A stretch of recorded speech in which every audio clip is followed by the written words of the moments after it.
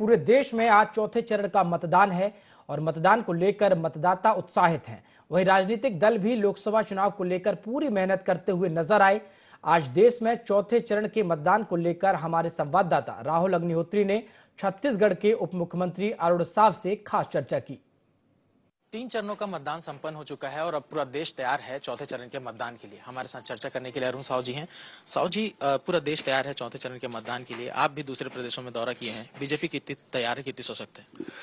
देखिए, भारतीय जनता पार्टी सतत अलग अलग कार्यक्रमों के माध्यम से जनता के बीच में रहकर काम करती है और हम चुनाव के लिए हमेशा तैयार रहते हैं।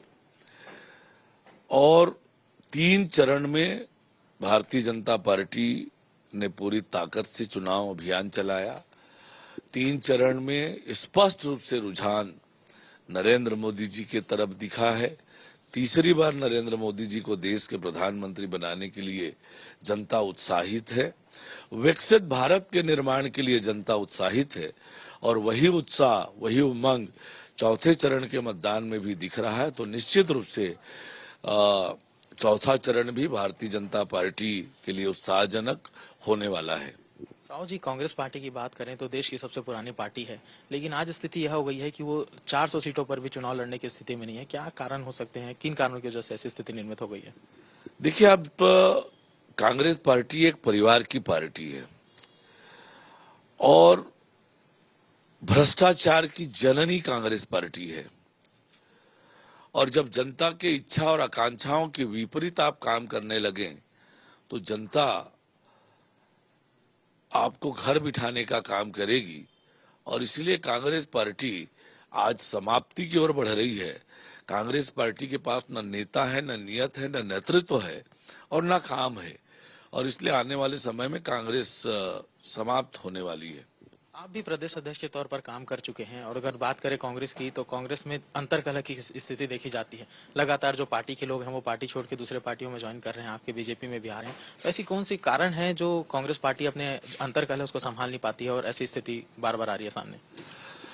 देखिए, मैंने जैसे कहा कि कांग्रेस पार्टी एक परिवारवादी पार्टी है और एक परिवार के इर्द गिर्द कांग्रेस पार्टी की राजनीति चलती है और सत्ता में आने के बाद केवल एक परिवार की चिंता ये पार्टी करती है।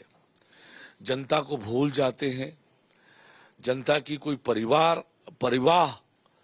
परवाह सरकार उनकी करती नहीं है और इसलिए छत्तीसगढ़ में भी धोखे से एक बार आ गए थे, चले गए और इसलिए किसी भी राज्य में कांग्रेस की वो स्थिति नहीं है। कांग्रेस तो समाप्ति की ओर बढ़ रही है। छत्तीसगढ़ के जो नेता हैं वो दूसरे प्रदेश में जा रहे हैं, उसका कोई प्रभाव पड़ता हुआ नजर आता है आपको? सारे नेता रायबरेली जा रहे हैं, दूसरे प्रदेशों में नहीं जा रहे हैं। रायबरेली जा रहे हैं क्योंकि ये परिवारवादी पार्टी है, एक परिवार की ही सेवा करनी है। पर रायबरेली की जनता ने तय कर रखा है राहुल गांधी जी को वापस भेजने का। अमेठी ने हराया, अब वायनाड छोड़कर रायबरेली आए हैं। रायबरेली की जनता भी अमेठी की जनता की तरह गांधी परिवार को सबक सिखाने के लिए तैयार बैठी है। आपसे आखिरी सवाल है साव जी, आप लोगों ने बड़ा आंकड़ा रखा है, 400 पार का नारा दिया है। अगर 400 पार का जो नारा दिया है वो पूरा होगा तो उसके कारण क्या होंगे? किस कारण जो जनता बीजेपी को चुनेगी? मुझे समझ में नहीं आया, बड़ा आंकड़ा आपने कहा।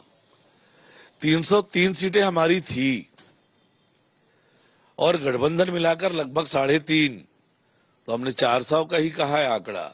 अभी 400 पार होने वाला है, बड़ा आंकड़ा नहीं है, 400 पार होने ही वाला है। क्या कुछ कारण है?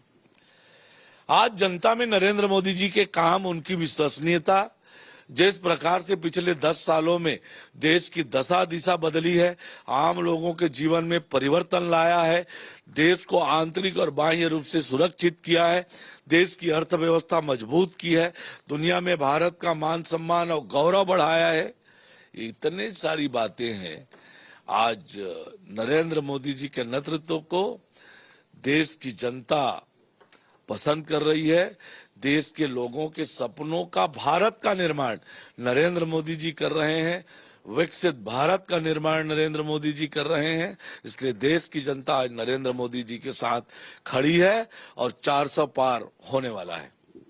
निश्चित तौर पर आत्मविश्वास से भरे हुए अरुण साव से हमने चर्चा की है। आने वाले समय में जो 400 पार का नारा है उसे पूरा करते हुए भारतीय जनता पार्टी नजर आएगी। कैमरामैन गणेश के साथ मैं राहुल अग्निहोत्री, ND24 रायपुर।